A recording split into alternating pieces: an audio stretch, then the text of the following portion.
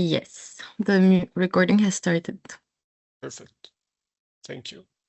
So thank you everyone for joining today's information session for the call for the Mediterranean Capitals of Culture and Dialogue 2028. My name is Ayman al-Sherbini. I work for the Union for the Mediterranean. And I'm joined with by my colleague Alessandro Lamonica from the Annalen Foundation and Salma Assafi from the Annalen Foundation as well. We will presenting to you a number of things about this specific call, and at a certain point we will also open the floor for questions, and we will also provide an opportunity for you to hear from a representative from one of those designated cities to share their experience, their current program, and how they are implementing it. So first, of course, a bit of a background. What is the Mediterranean Capitals of Culture and Dialogue? Well, we started it in 2022. It started as a call by the ministers of culture from the Euro-Mediterranean region that was followed up by recommendations from young representatives from the civil society. That was then taken over by the foreign ministers representing the 43 member states of the Union for the Mediterranean to really launch this initiative. What is the initiative? Basically, it's every year we select 2 cities representing different shores of the Mediterranean, and those 2 cities are designated for 1 calendar year as the Mediterranean Capital of Culture and Dialogue. They implement programs, cultural programs, structured around culture, socioeconomic, educational, and sporting events. And as you may know, we already launched the call for the 2028 edition. We started the 2 cities that began their programs. That was in 2025. It was Alexandria in Egypt and Tirana in Albania. And this year we have Matera from Italy and Tetuan from Morocco.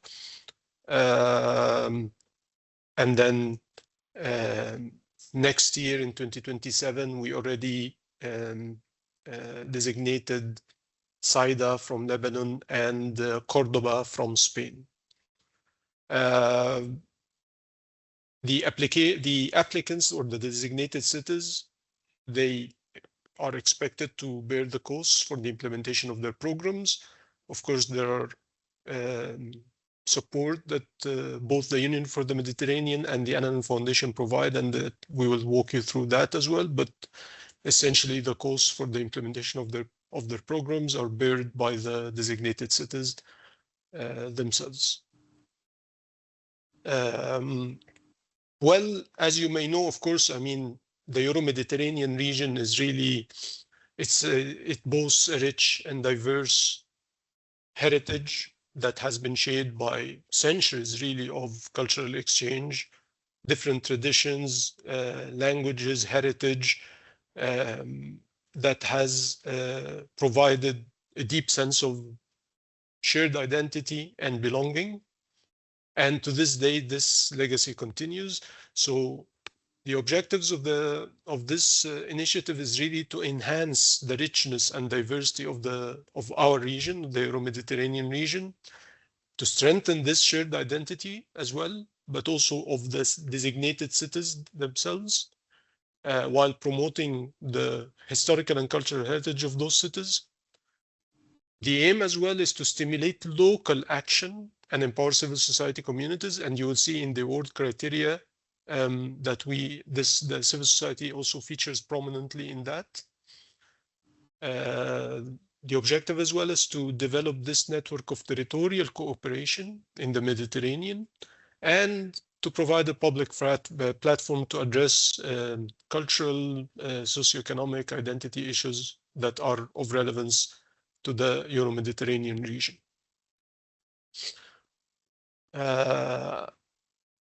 The governance of this initiative falls under, there are 2 layers. or 3 layers actually. So we have the senior officials of the Union for the Mediterranean.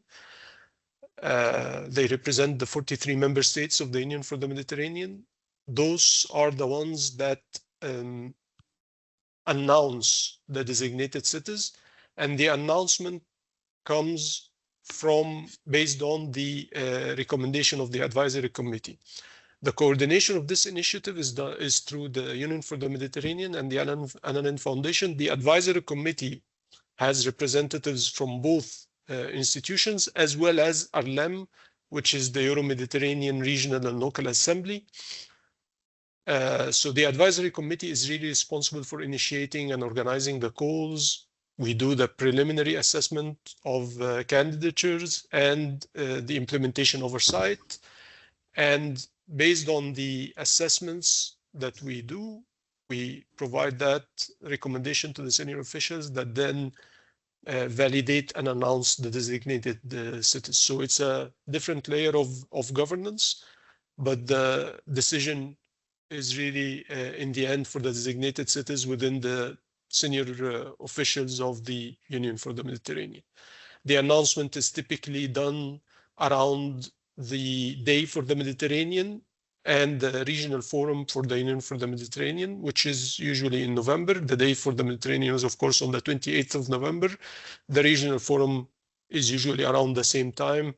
And the Regional Forum is the meeting of the foreign ministers of the member states.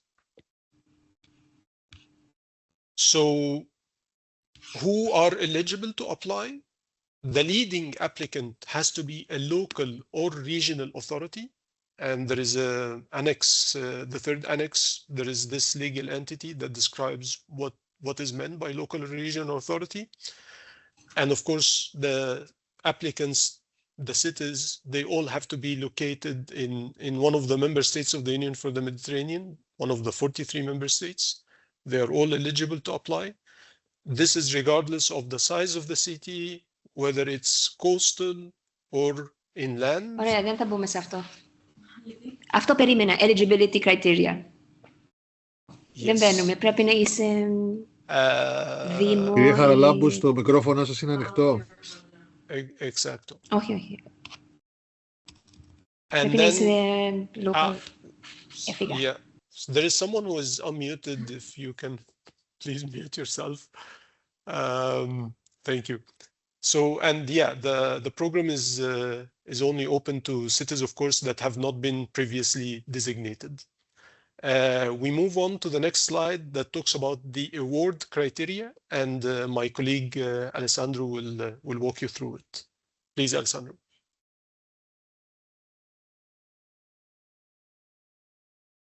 Thank you, Ayman. Thank you, everybody. Let me resume the slideshow. So let's talk about the award criteria. That's a particularly relevant set of slides, the one that will follow. We will, let's say, do a deep dive into the scoring and the different dimensions that we will assess as an advisory committee. Don't worry, all the information that you see here is also available on the website of the initiative that we will see in a minute. There are 8 award criteria. Each award criterion accounts for a specific score, and of course, the overall scoring is the sum of several sub-criteria. On the website, and we will see it later on, there's an annex 5 with the scores table, so that you can have a clear and transparent account of the scoring that is devoted to the different criteria. The scores, of course, are assigned based on the evaluation of the information applicants actually provide in the application form. And again, among the documentation that you can find on the website, there is Annex 1, that is the application form that will guide your application process.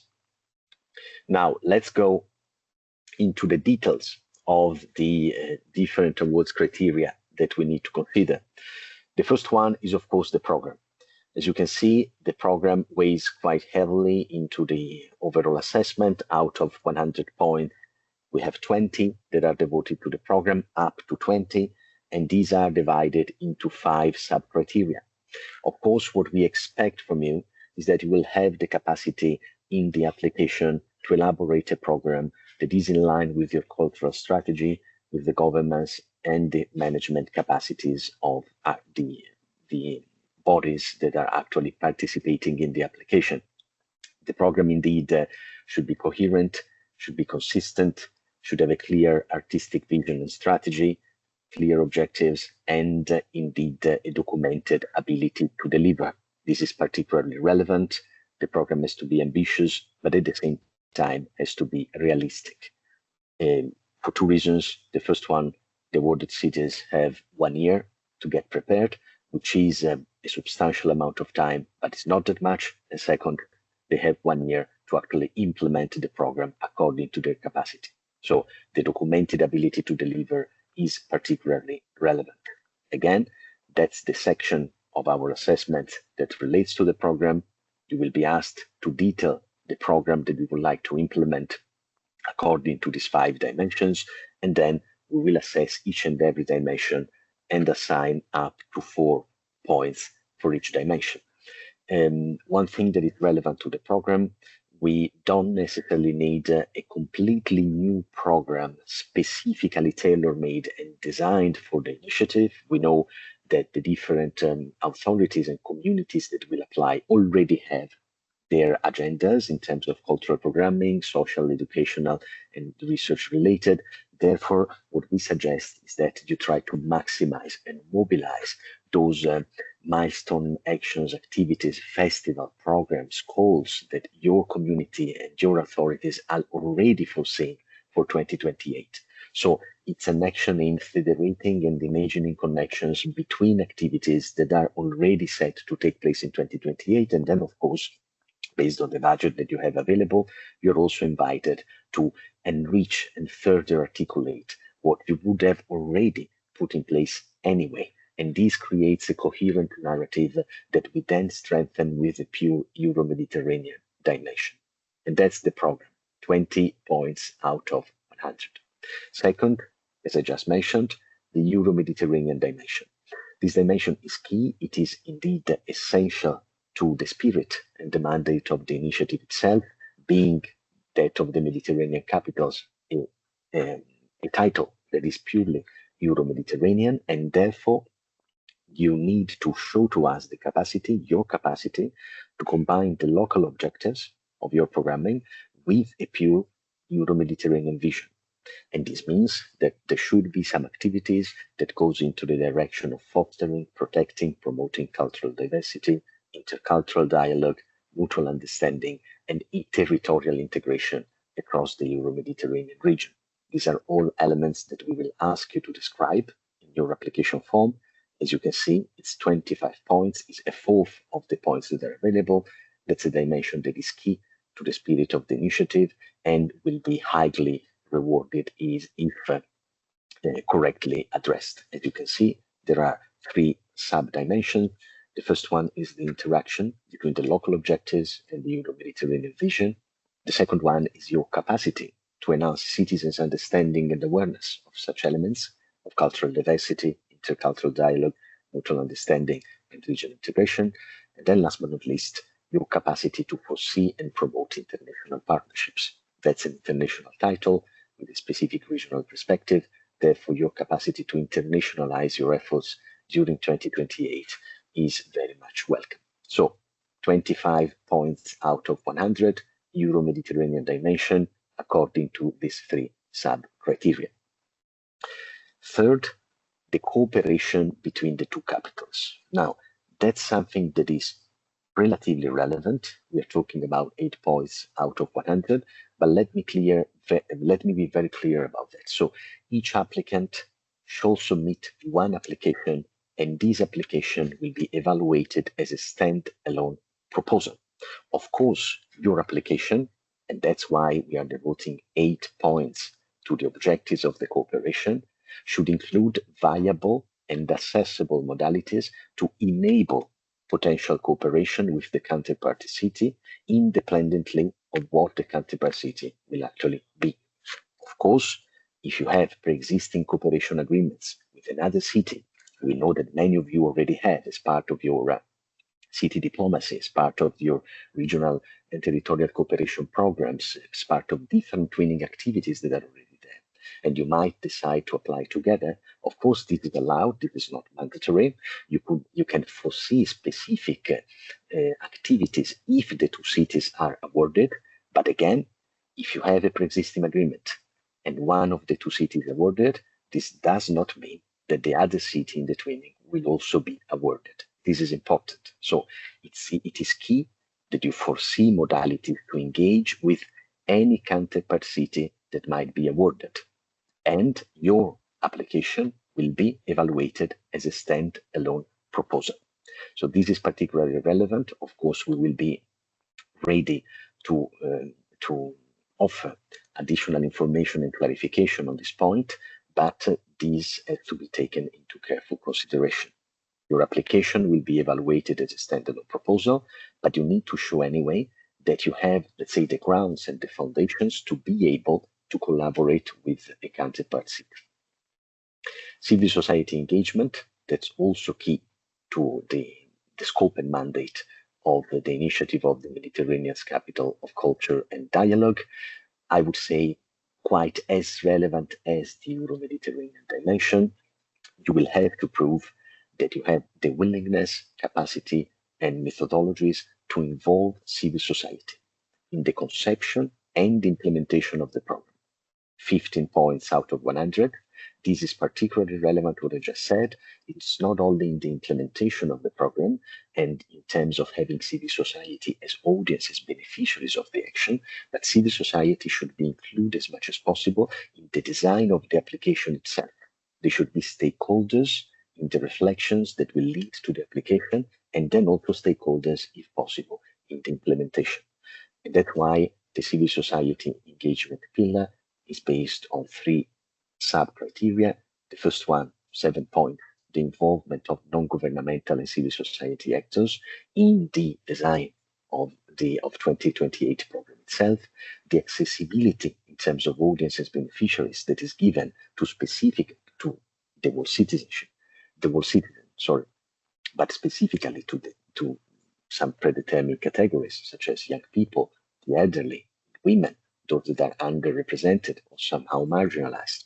And then, of course, and this is relevant, the involvement of education institutions at any level, from universities to kindergartens, whatever kind of educational institution you would like to involve in the program, that is, of course, very much appreciated and warmly recommended, as they are part of those stakeholders that make your cities alive. So again, civil society engagement is going to wait for 15 points out of 100. That's a relevant dimension. And please pay attention to the fact that we are going to assess not only the way civil society is targeted and involved in the implementation of the program, but also to what extent they are engaged as stakeholders in shaping and defining the application itself. Governance as management, as you can expect, we need to have some proof of your capacity to deliver. 12 points out of 100. We are going to address the fact that, first of all, and this is particularly relevant, you have full political support and commitment from all the local, regional, and national authorities that should be involved. Such support is, of course, not only represented by the fact that the leading applicant will be an authority, and there will be a specific form to be filled out to ensure and prove that it is an authority, a public authority that is leading the application process. But then, of course, if you can also provide proof of support at the regional and national level, this is also very much welcome. For example, with an explicit commitment or a letter of support. Second, the governance structure and management. So we need to see the kind of structure that you would like to put in place, that is already in place, to make sure that the activities in 2028 are properly and effectively addressed. The infrastructure, so the physical infrastructure, the spaces that are available in terms of welcoming and hosting the different activities, and possibly the international fluxes that this might generate in terms of tourism, in terms of international interlocutor, practitioners, policy and decision makers that might travel to the city to enjoy and be part of the different activities. And then last but not least, the monitoring and evaluation methodologies and protocols that you would like to put in place. Monitoring, evaluation, and data collection are extremely relevant to allow us to actually monitor effectively the implementation and stepping if you need support, but also for the initiative to grow and be better edition after edition. We will ask you to share with us the lessons learned of the implementation of your program in 2028, as we are asking to the cities that are currently holding the title of Mediterranean Capitals of Culture and Dialogue. And the lessons learned edition by edition is going to strengthen, enhance, and foster our capacity to deliver and have an initiative that is the more and more effective and efficient. Communication, visibility, and dissemination. Of course, you will see that the Union for the Mediterranean and the Annalene Foundation will provide support in internationalizing your communication, but we have 5 points that relates to your capacity to deliver a clear, effective, and viable communication strategy and plan. And the fact that such communication strategy and plan should be compliant with the communication and dissemination guidelines offered by the Union for the Mediterranean and the Annalene Foundation. One other element that we consider relevant, could not be otherwise, is the environmental impact. So we are going to assess whether you have the capacity to provide a contingency plan with mitigation measures related to environmental risks. One of the last points that we will consider is, of course, financing. As my colleague Ayman rightly said, the awarded cities should bear the budgetary implications of implementing the program in 2028. We will talk later on some support that we might be able to provide, but indeed we need proof of your capacity to ensure relevant financing. 12 points out of 100. We will kindly ask you to provide your track record when it comes to the annual budget for culture over the last 5 years, and then your expectations in terms of operating budget and capital budget for 2028. As you know, operating budget relates to your capacity to have a team in place that actually takes care of the implementation of the program. Capital budget is the budget that is related to the infrastructure, to the action, to the actual implementation of the program itself. Partnership strategies with the private sector, including fundraising, are particularly welcome.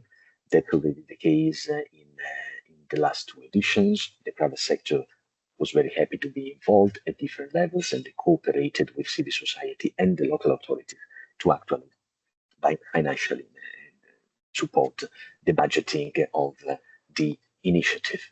These are the dimensions that are relevant for the assessment. As I said, you will find on the website of the initiative downloadable PDFs with the different documentations that will allow you to better understand what the procedure is, starting with the call and the terms of reference, and then the annexes that you will need to fill out. You will find an annex with the calendar, an annex with the scores table that we have just seen, Annex 1, which is the application form that you need to fill out, Annex 2, that is the declaration of honor, and Annex 3, that is the legal form actually testifying that the leading applicant is a public authority. We are already into the application procedure for 2028.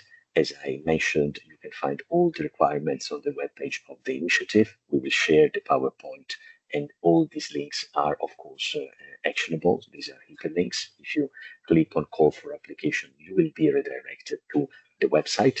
On the website, there is, of course, the possibility to register. The application is completely online, so you will click on submit my application. You will have to fill out a form and upload the relevant annexes. As I said, at the end of the registration process, there are 3 annexes that you will be required to upload in PDF format. Annex 1 application form, Annex 2 declaration of honor, and Annex 3 the legal form. After your application has been processed, you will receive a confirmation of receipt via email. As you know, the deadline for the application is end of August, 31st of August at noon, CET 2026. But But what is going to happen after the application deadline elapsed? Well, there will be the evaluation and selection process. My colleague Ayman already told you the basics. What will happen is that between September and October, the advisory committee will assess the application to check that they actually pass the eligibility criteria. If they pass the eligibility criteria, we will then assess the content based on the documentation that you will provide. We will then agree internally on a list of pre-selected applications that are ranked accordingly to the score assigned in the scores table that you can, of course, peruse. And then we will submit a shortlist to the attention of the UFM senior officials. It will be the UFM senior officials to actually designate the 2 cities based on the technical assessment. And as Ayman already reminded us, the results should be announced around the day of the Mediterranean, that is November 28, 2026. That's the last slide related to preparation, monitoring, and implementation. Of course, once the 2 cities are designated, we will promptly be in touch with them. We will have some preparatory meetings, and we will support them in 2027 to actually prepare the program for 2028. But what the UFM and ALF secretary will actually do? Well, we will accompany the 2 cities, of course, through the resources that will be available on the website of the Mediterranean Capitals of Culture and Dialogue, including good practices and information, but then also with online and in-person field visits to support actually the program design and the organization of the activities for 2028. Last but not least, support when it comes to communication, visibility, and dissemination. So you will have the, let's say, the firepower of the corporate communication unit of the MLA Foundation and the communications colleagues of the Union for the Mediterranean to ensure that maximum visibility is given to the preparation, the actual implementation, and the follow-up of your celebration in 2028. I hope this was clear enough. Again, we will share the PowerPoint with you together with the recording, and we are, of course, available through the functional email of the initiative to reply to any inquiries you might have. So that's the end of the presentation. Now, if Ayman and Selma agree, I would like to give the floor to Rita Orlando. I hope that she is with us. Rita, are you there? Yeah, I'm here, Alessandro. Excellent. I don't know why my camera continues to switch off. That's fine. Automatically. That's fine. So now it seems that it works. Okay, now it's yeah. off again. Yeah. But I don't know saw why. You for a few anyway. seconds. No, thanks a lot, Rita. So for everybody to know, Rita Orlando is the director of Fondazione Matera Basilicata 2019, which is in the driving seat of the implementation of the program for 2026 of Matera, Mediterranean Capital of Culture and Dialogue. So we invited Rita to share some, let's say, fresh insights from the application process, how the preparation went, and how actually Matera is implementing the program, and anything else you would like to share with us. Please, Rita, yes, the floor thank is yours. you. Thank you. Apologies for my camera. I don't know why, but anyway, it's not, my face is not important. Maybe it's more important what I have to share with you. So first of all, nice to meet you all and to see all this participation. So the case of Matera is a little bit peculiar, maybe because Matera has already been European Capital of Culture back in 2019. And my foundation is a body that has implemented the European Capital of Culture. Back in 2024, the municipality of Matera, as Alessandro was saying, the application is for a local authority. So the municipality of Matera asked our foundation to write the application, so the bid book to become Mediterranean Capital of Culture. We are in the south of Italy, because Matera is a city in the south of Italy, in the Basilicata region. So we found the project very relevant to our mission, because we are deeply rooted in the Mediterranean. At the same time, we are rooted in Europe, and we felt that Matera had the chance to apply for the Mediterranean Capital of Culture, sharing the voice of a city that is not on the sea.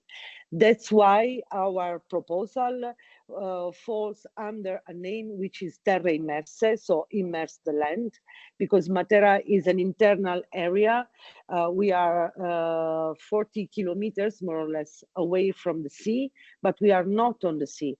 And this is the first point that made us make a wide reflection about the fact that the Mediterranean is wider than just a sea, and we wanted to bring the voice of all the immersed land inner areas that are part of the Mediterranean. The core of the proposal was really to state that also remote areas and the less visible lands can generate values, connections, and dialogue. Also, Matera is a very ancient city. We are one of the most ancient cities of the world. So we have, let's say, interpret our cities, the building, the architecture, as a vertical archive of the Mediterranean itself, because we keep traces of many civilizations, of many peoples that have lived in our areas. So we thought that it was a good chance to state that Mediterranean is quite rich and diverse, and that also a city that is not on the sea can bring value and can contribute to intercultural dialogue. We are now the result of many different civilizations coming from the basin, from the Mediterranean basin. We have identified in the application phase, we have identified four key themes for our application. First of all, of course, trying to respond to all the questions that are in the application form. So the key themes are environment and territories. So in which way a Mediterranean capital of culture can address the issue of caring for territories by promoting cultural practices that are sustainable and that can really contribute to regeneration of territories, but also to resilience.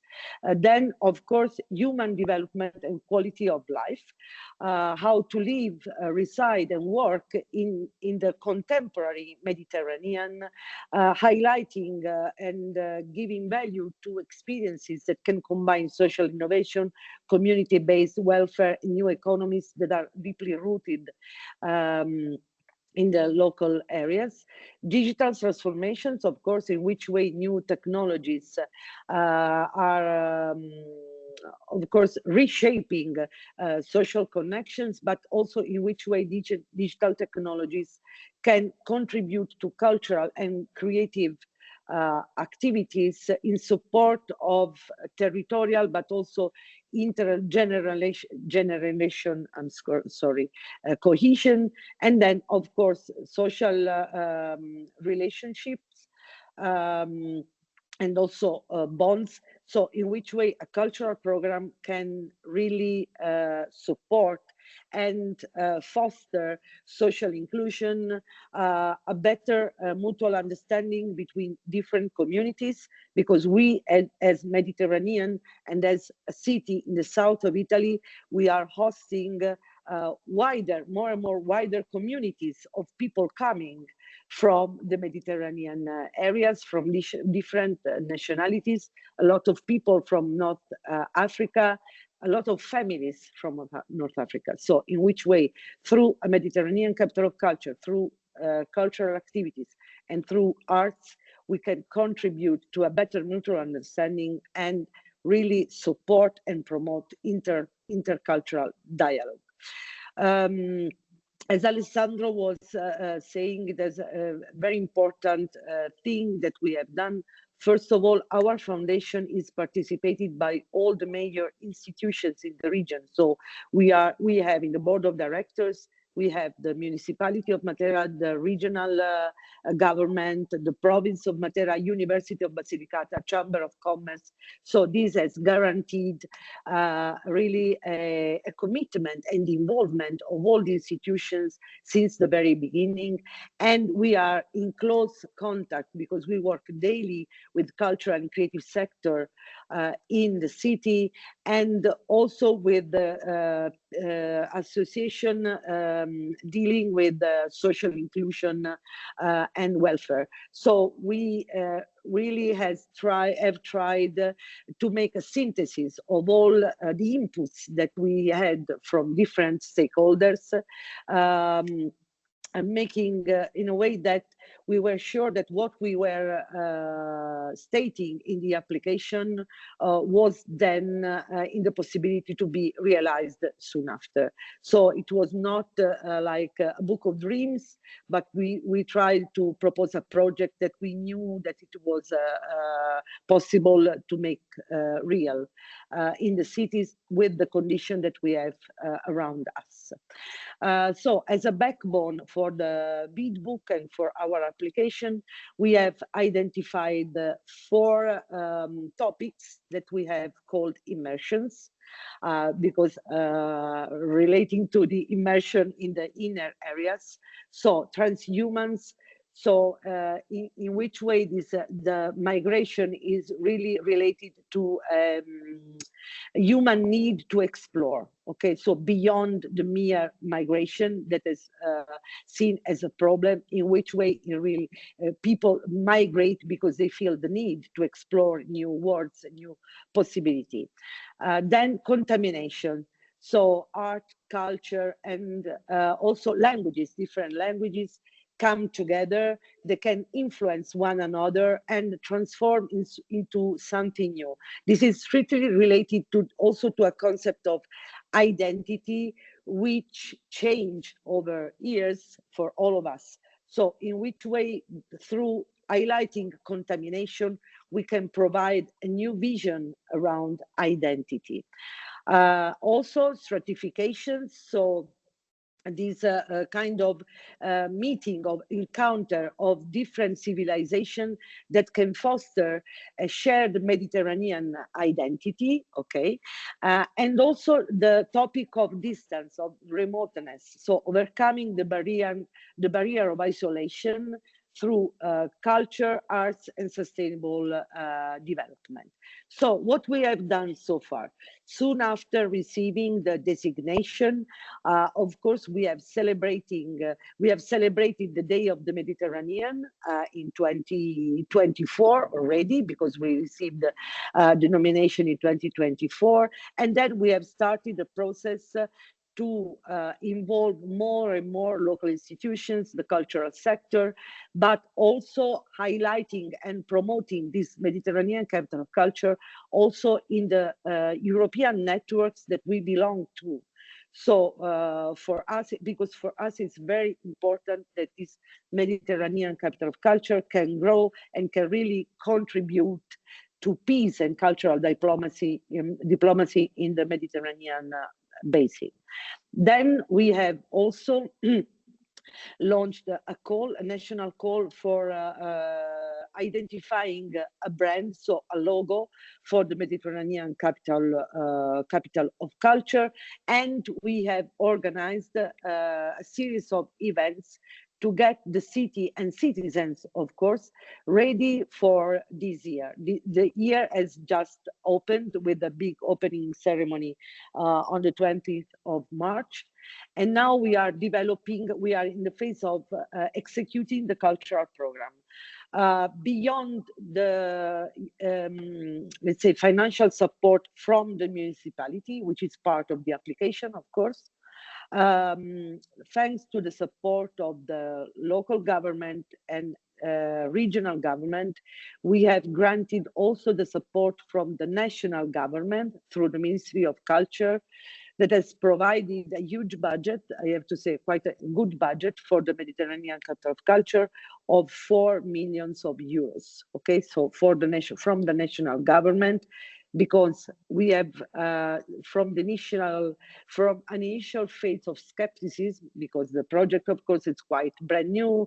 So in the beginning, also at local, national, and regional level, they couldn't see the potential of such a capital, of such a title.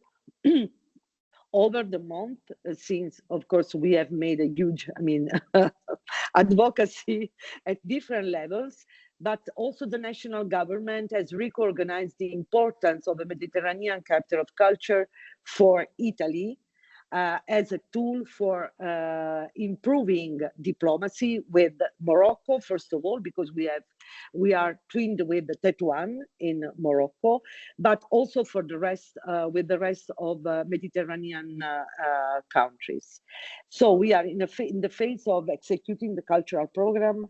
We will start from a program of arts residencies.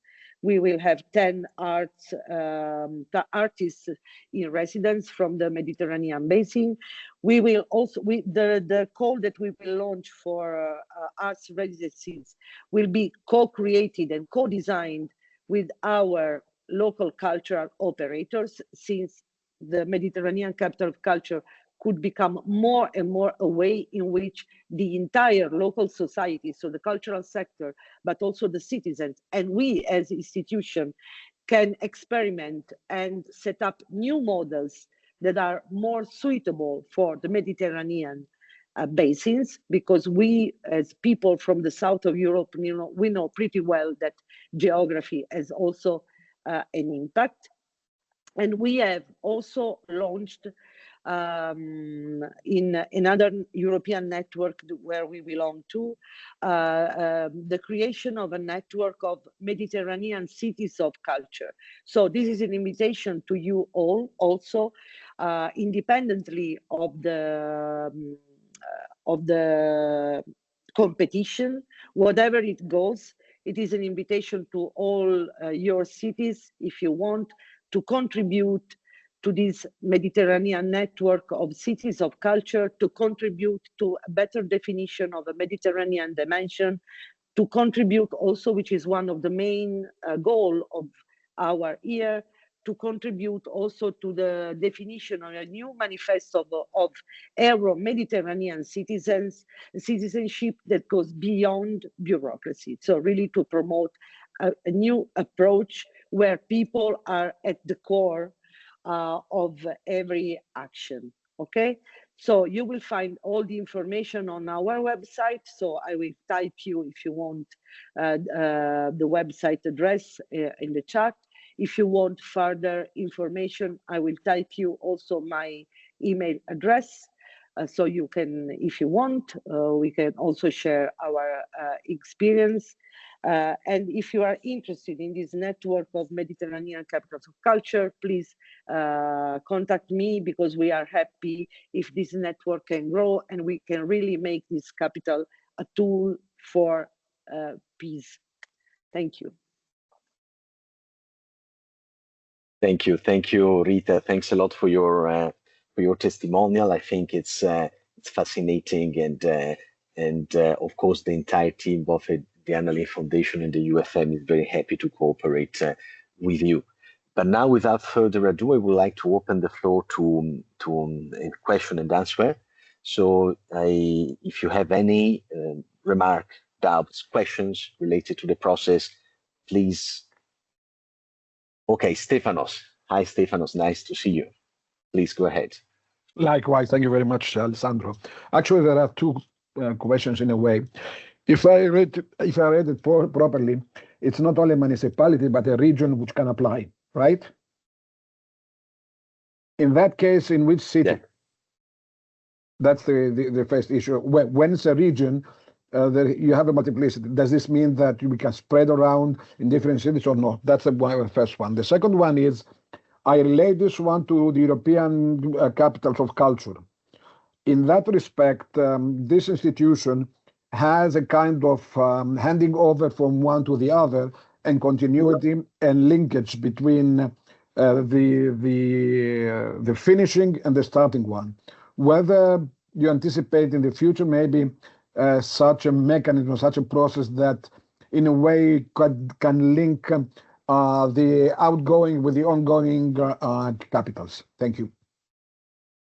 Thank you, Stefanos. Now I will try to reply, and then of course I also look at my colleague Ayman to complement my reply. When it comes to the relay process, indeed, that's an excellent suggestion, Stefanos. I think that we should take that on board. It makes a lot of sense that there is a continuity between the different programs and the different celebrations throughout the edition. Now, what we do is to ensure that it takes place through our mediation when it comes to the lessons learned and good practices. So when an edition is over, we ask the leading implementers to actually reflect together on the lessons learned and let's say the general performance of the initiative, not only the implementation of the program, but also how the Foundation and the Union for the Mediterranean are providing support and what we can do better. The cities then issue a report that is collected and it is shared with the following awarded cities. So we do that through, let's say, the monitoring, evaluation, and lessons learned process. But we can be, I think, even more ambitious than that in establishing more direct cooperation between the different editions, but also between different initiatives. Rita's testimonial is about the fact that indeed there is a close connection between the work that was done in Matera on the occasion of the European Capital of Culture 2019 and what is happening now in 2026. So the foundation, Fondazione Matera Basilicata, was the implementer of the European Capital of Culture. It survived the capital. It actually played a relevant role in the societal and cultural development of the city, and it is now leading on the implementation of the Mediterranean Capital of Culture and Dialogue. So I think that's a very good example of the kind of legacy that this kind of initiatives can bring to life.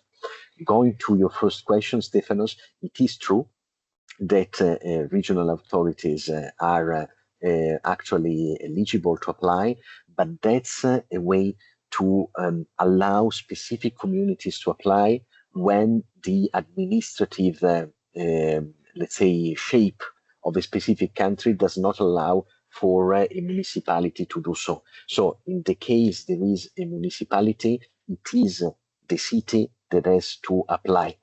Of course, they can do that in cooperation with the region, but a city should be the main leading applicant.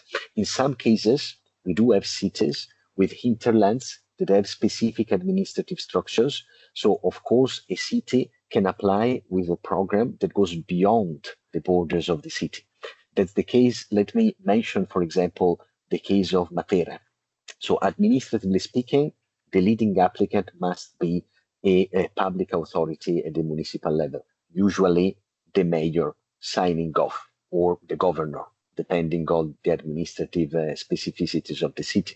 But in the case of Matera, the program of Matera starts at the city level and then spreads to the smaller communities and villages in the neighboring region and to the entire region itself with some level of cooperation with other regions. So that's also an invitation to work with a set of stakeholders that is as diverse as possible, with projects and programs that start at the city level, but that can, of course, go beyond. So, of course, that's very welcome. And that is different from the administrative steps. So the leading applicant is the public authority at the city level, but then the program can go well beyond the city walls, if, of course, that's what you wish to apply with. I hope, Stefanos, that was clear enough. Thanks a lot. Thank you. So I have something in the chat. We have a follow-up question by Clara Pergola. Okay, that is directed to Rita regarding the financial support received by the Ministry of Culture. And the question is if that was secured before or after being awarded the title. And of course, Rita is clarifying that it happened later. Again, Rita, I'm very happy that you're here with us because that's provided us a lot of food for thought and lessons learned. in the case of the municipality of Matera, we have several layers that are relevant. First, a foundation that was established to implement the European Capital of Culture in 2019 that evolved, was successful, and is now leading together with the municipality on the implementation of the MED initiative. That's one lesson learned that is key. What you are going to build for the MED Capital of Culture and Dialogue is hopefully going to stay. So think about the sustainability and the legacy of your activities. Second, the program that goes beyond the border walls. And if you see the documentation that is available on the website of the Fondazione Matera Basilicata, and Rita can maybe provide some more information in that regard, you will see that the program of Matera is a program that really has this kind of opening to the neighboring communities, to the regional perspective. And then on funding, indeed, as we said, you need to prove that there are, let's say, the seeds budget that is relevant to kick off and implement the program. We need to see some history. So the fact that in the past, this budget for cultural matters was foreseen on a recurring and reliable basis, but that's the starting point. Then, in the year of preparations, you can, of course, establish partnerships with private authority, with private actors, do additional fundraising, and of course, advocate at different levels of your administrative structures, so the regional, national, etc., and with the government for additional funding. This is what Matera did, and of course they did it very successfully, securing funding from Regione Basilicata and also from the national government. Is there any other question, remark, doubts, comments that you would like to share?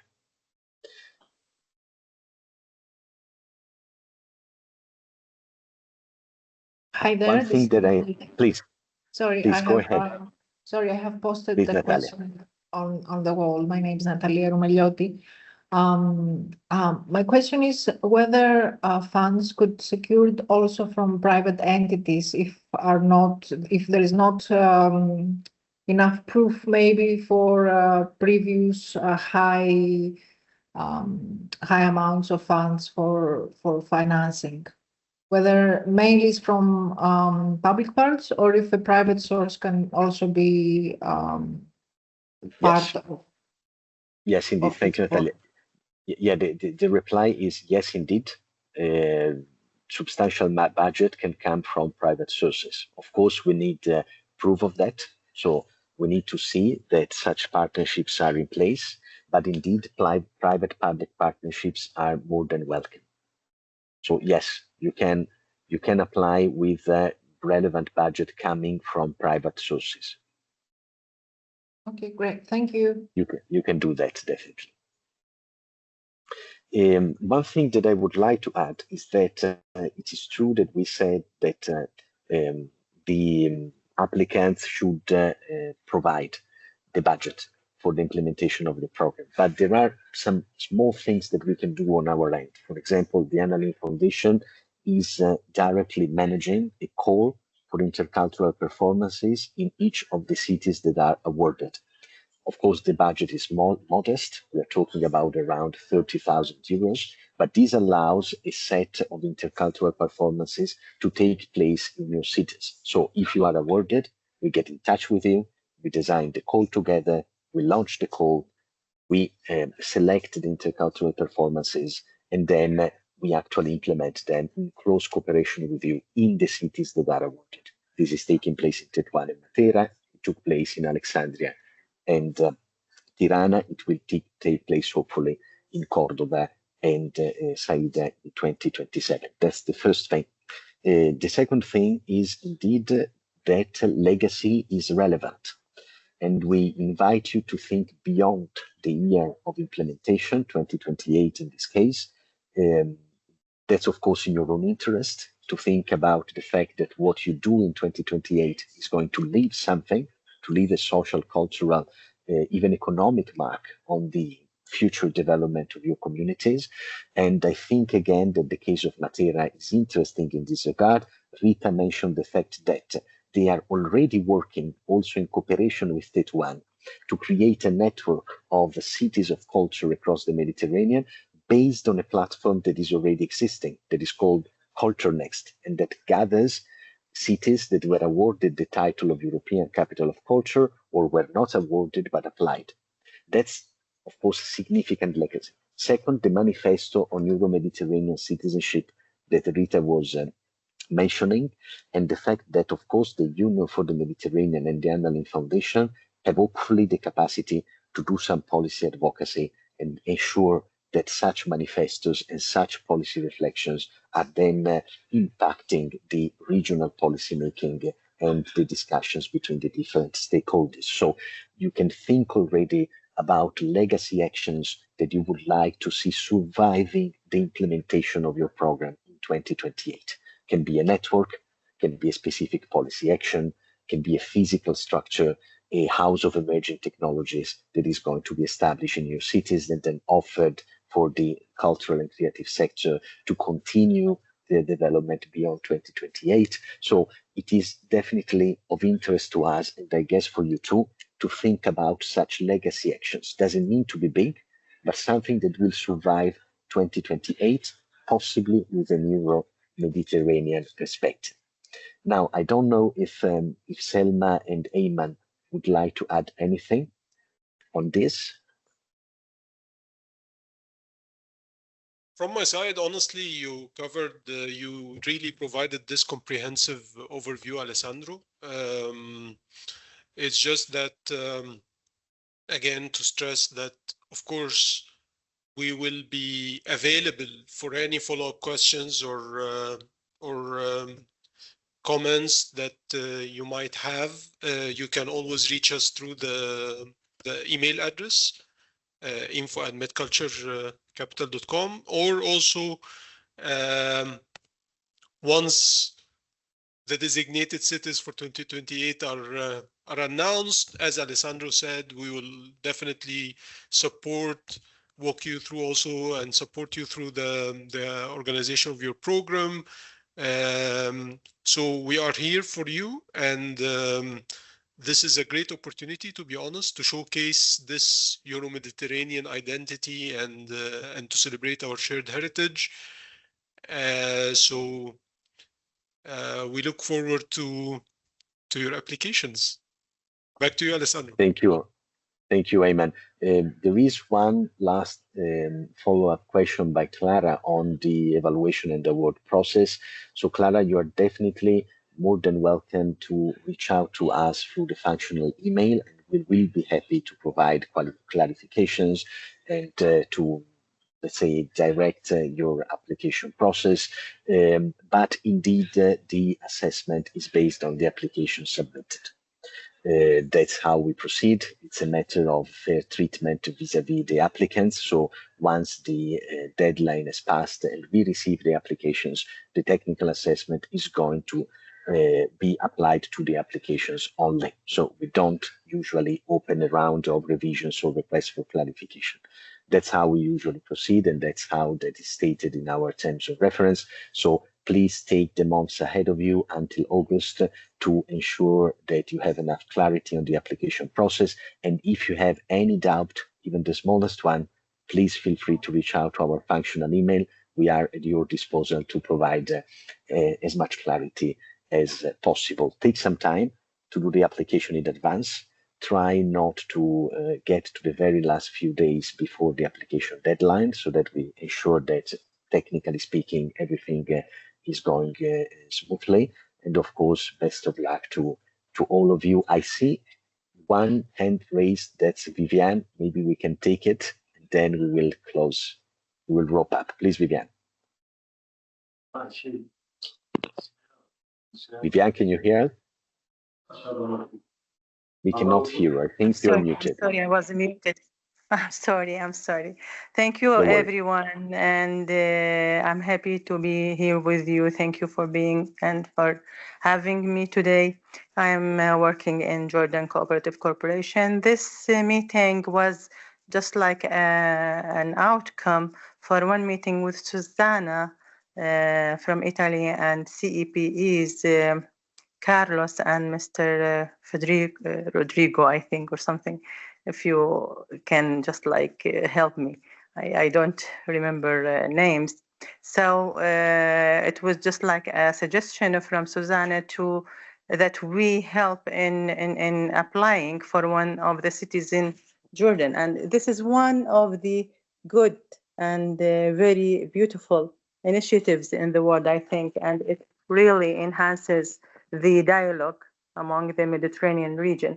So as being, and I found one notification from one of the colleagues who are attending this session saying that we are not the agency who is responsible or let's say in authority to apply, because as you know, the municipalities here in Jordan and everywhere, they are responsible and they have all the information about the cities inside inside the regions or the areas that want to apply. So we can help as Jordan Cooperative Corporation, but would you please guide me and to see if whatever I can just we can just like how to apply, or maybe we can apply for Amman or maybe even for Salt or any other region here in Jordan.